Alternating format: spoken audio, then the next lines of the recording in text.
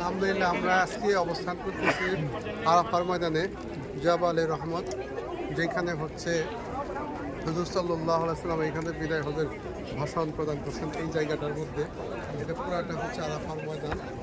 আরাফার ময়দানে জাবালে রহমতটা হচ্ছে বিশেষ একটা জায়গা।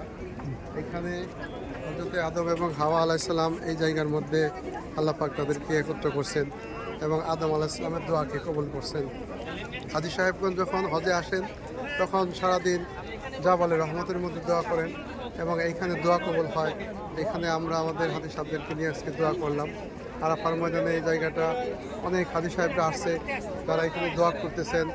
এটা একটা বিশেষ জায়গা যেখানে কোরআনের শেষ আয়াত নাজিল হয়েছেন যে আজকে তোমাদেরকে দিন পরিপূর্ণ করে দেওয়া হলো, আজকের পর থেকে দিনের মধ্যে আর কোনো বাড়তি কমতি করা হবে না।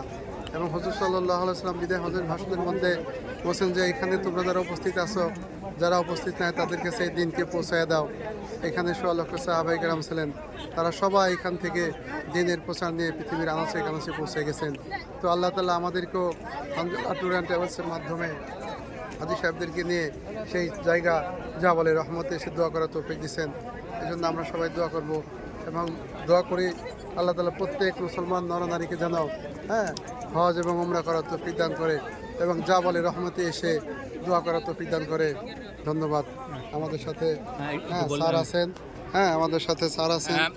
স্যার কিছু আমি এটা নিচ থেকে উপরে ওঠার সময় অনেক উচ্চতা বিশিষ্ট, কিন্তু এখানে যে কোনো পাহাড়ে ওঠার সময় আমি হাঁপিয়ে যেতাম, কিন্তু আমি একটা বিরাট শান্তি অনুভব করলাম। এখানে আমার শ্বাস প্রশ্বাসের কোনো কষ্টই হলো না।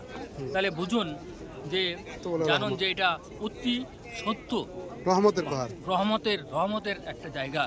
সবাইকে ধন্যবাদ জানিয়ে আরাফার ময়দান থেকে বিদায় নিচ্ছি। আসসালামু আলাইকুম।